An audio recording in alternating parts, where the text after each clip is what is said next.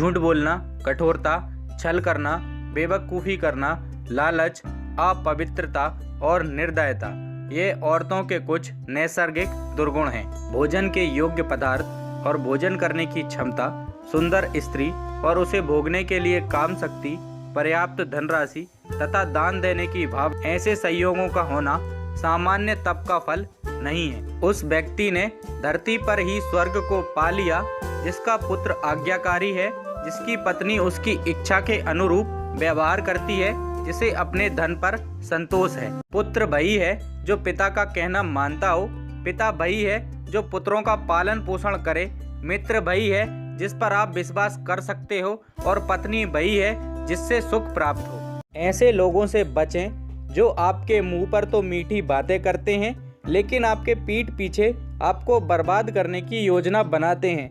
ऐसा करने वाले तो उस विष के घड़े के समान है जिसकी ऊपरी सतह दूध से भरी है। एक बुरे मित्र पर तो कभी विश्वास न करें, एक अच्छे मित्र पर भी विश्वास न करें, क्योंकि यदि ऐसे लोग आपसे रुष्ट होते हैं तो आपके सभी राज से पर्दा खोल देंगे। मन में सोचे हुए कार्य को किसी के सामने प्रकट न करें, बल्कि मनन पूर्वक उसकी सुरक्षा करते हुए उसे कार्य में परिणत कर दें। मूर्खता दुखदाई है, जवानी भी दुखदाई है, लेकिन इन सबसे कहीं ज़्यादा दुखदाई किसी दूसरे के घर जाकर उसका एहसान लेना है।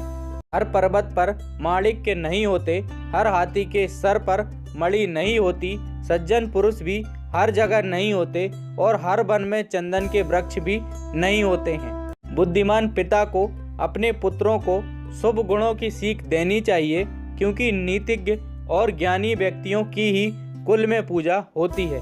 जो माता व पिता अपने बच्चों को शिक्षा नहीं देते हैं वो तो बच्चों के शत्रु के समान हैं, क्योंकि वे विद्याहीन बालक विद्वानों की सभा में वैसे ही तिरस्कृत किए जाते हैं जैसे हंसों की सभा में बगुले। लाड़ प्यार से बच्चों में गलत आदतें डलती हैं, उन्हें कड़ी शिक्षा देने से वे अच्छी आदतें सीखते हैं। इसलिए बच्चों को जरूरत पड़ने पर दंडित करें, ज़्यादा लाड़ ना करें। ऐसा एक भी दिन नहीं जाना चाहिए जब आपने एक श्लोक, आधा श्लोक, चौथाई श्लोक या श्लोक का केवल एक अक्षर नहीं सीखा, या आपने दान, अभ्यास या कोई पवित्र कार्य नहीं किया। पत्नी का वियोग होना, अपने ही लोगों से बेइज्जत होना, बचा हुआ ऋण, दुष्ट राजा की सेवा करना, गरीबी एवं दरिद्रों की सभा, ये 6 बातें शरीर को बिना अग्नि के ही जला देती हैं। नदी के किनारे वाले वृक्ष, दूसरे व्यक्ति के घर में जाने अथवा रहने वाली स्त्री एवं बिना मंत्रियों का राजा,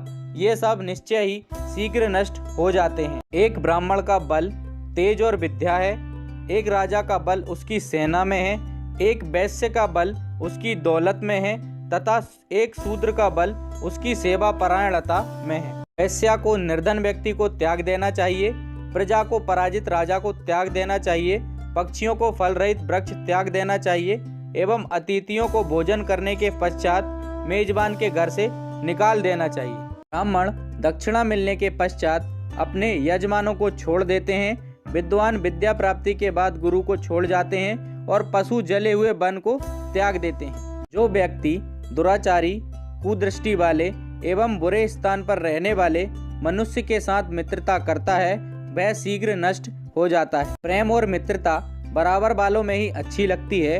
राजा के यहाँ नौकरी करने वाले को ही सम्मान मिलता है। व्यवसायों में वाणिज्य सबसे अच्छा है एवं उत्तम गुणों वाली स्त्री अपने घर में सुरक्षित रहती है।